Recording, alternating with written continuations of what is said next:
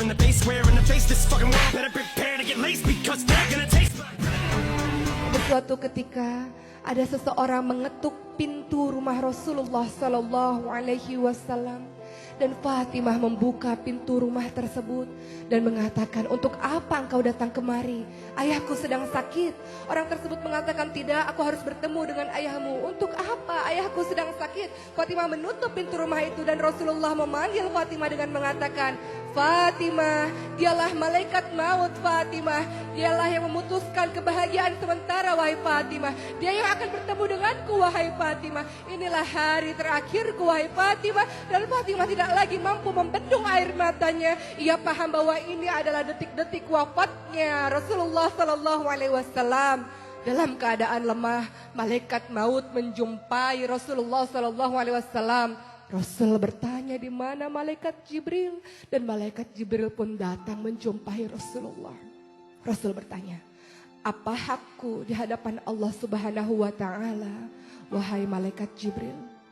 Malaikat Jibril menjawab bahwa Allah Subhanahu wa taala telah menantimu di surga, bahwa seluruh malaikat-malaikat telah menantimu di pintu-pintu langit untuk menyambut kedatangan ruhmu wahai kekasih Allah.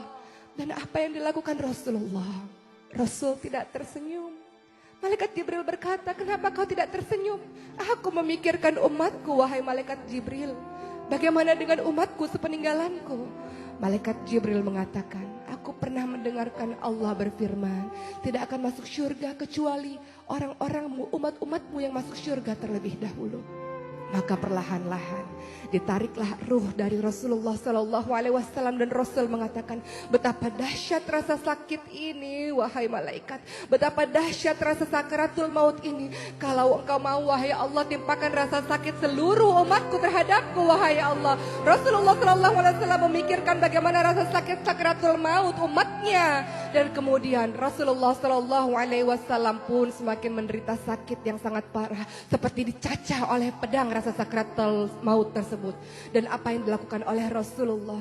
Rasul mengatakan ingin kembali kepada Allah. Tangannya kemudian ditunjukkan ke atas. La ilaha illallah, la ilaha illallah. Dan itulah akhir hidup dari Rasulullah Sallallahu Alaihi Wasallam.